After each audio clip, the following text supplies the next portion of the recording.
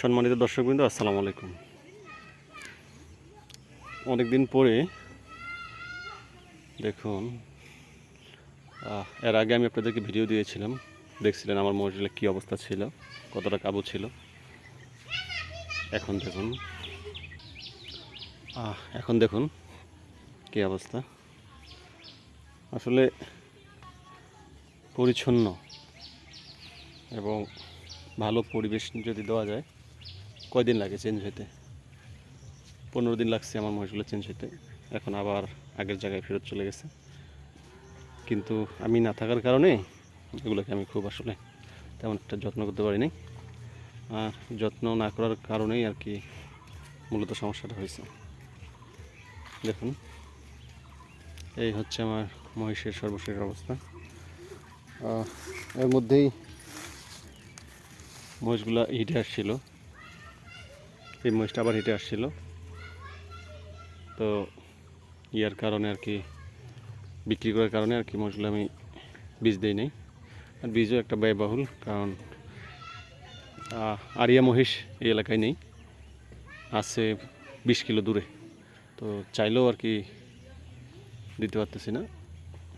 এই জন্য সরকারি যে বীজটা বা কৃত্রিম যে বীজটা সেটাই দেওয়া লাগবে, আর এটা একটা ব্যয়বহুল একটা, এই জন্য দেওয়া হয় না।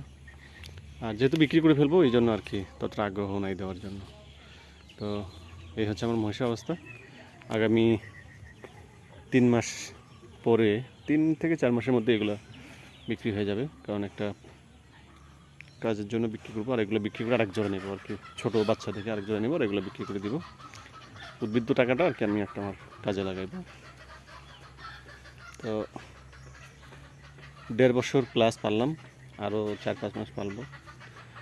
কত হয় কী আসার বিষয় অবশ্যই আমি আপনাদেরকে জানাবো। কি হ্যাঁ কি নাও, তোমার সেলফি দিতেছি, তোমার ভিডিও করতেছি, মানুষের দেখবে তোমাকে। দেখুন কত শান্ত, একটু আদর করলে ওরা নিজেকে খুব কন্ট্রোলে রাখে, এবং দেখুন খুশি হয়ে গেছে। তো এই হচ্ছে মহিষের অবস্থা। আসলে আমরা সবারই একটা স্বপ্ন থাকে, আমি একটা সময় গ্রামে যাব, গরু পালবো, মহিষ পালবো, সবারই স্বপ্ন থাকে। সেই স্বপ্ন নিয়ে আমিও আসলে ঢাকা শহর থেকে আসছিলাম। কিন্তু সমস্যা এমন একটা জিনিস, যেটা আপনি চাইলেও আপনার কাছে আসবে, না চাইলেও আপনার কাছে আসবে।